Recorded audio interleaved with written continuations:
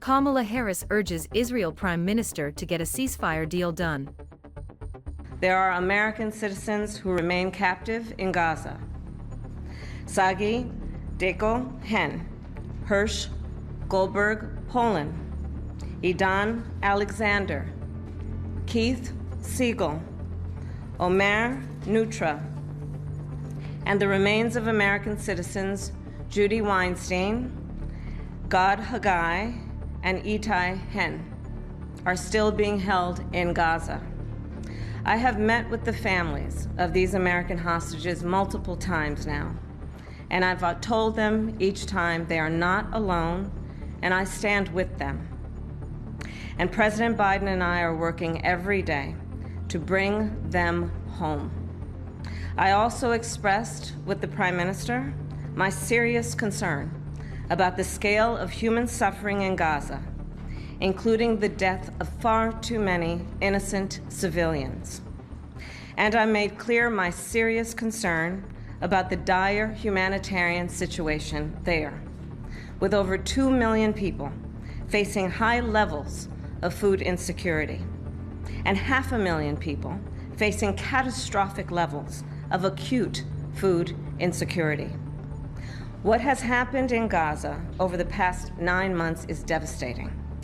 The images of dead children and desperate, hungry people fleeing for safety, sometimes displaced for the second, third, or fourth time. We cannot look away in the face of these tragedies.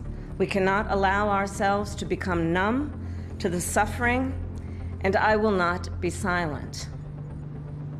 Thanks to the leadership of our President, Joe Biden, there is a deal on the table for a ceasefire and a hostage deal.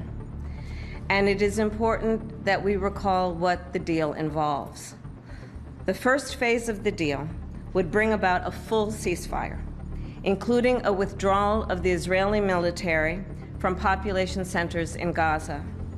In the second phase, the Israeli military would withdraw from Gaza entirely, and it would lead to a permanent end to the hostilities.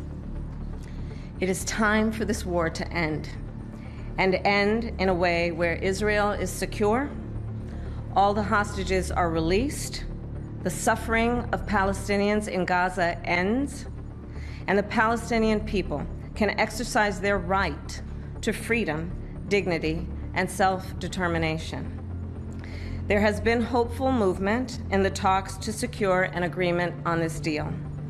And as I just told Prime Minister Netanyahu, it is time to get this deal done. So to everyone who has been calling for a ceasefire, and to everyone who yearns for peace, I see you and I hear you. Let's get the deal done so we can get a ceasefire to end the war. Let's bring the hostages home, and let's provide much-needed relief to the Palestinian people. And ultimately, I remain committed to a path forward that can lead to a two-state solution. And I know right now it is hard to conceive of that prospect, but a two-state solution is the only path that ensures Israel remains a secure, Jewish, and democratic state, and one that ensures Palestinians can finally realize the freedom, security, and prosperity that they rightly deserve. And I will close with this then. It is important for the American people to remember the war in Gaza is not a binary issue. However, too often the conversation is binary, when the reality is anything but. So I ask my fellow Americans to help encourage efforts to acknowledge the complexity, the nuance, and the history of the region. Let us all condemn terrorism and violence.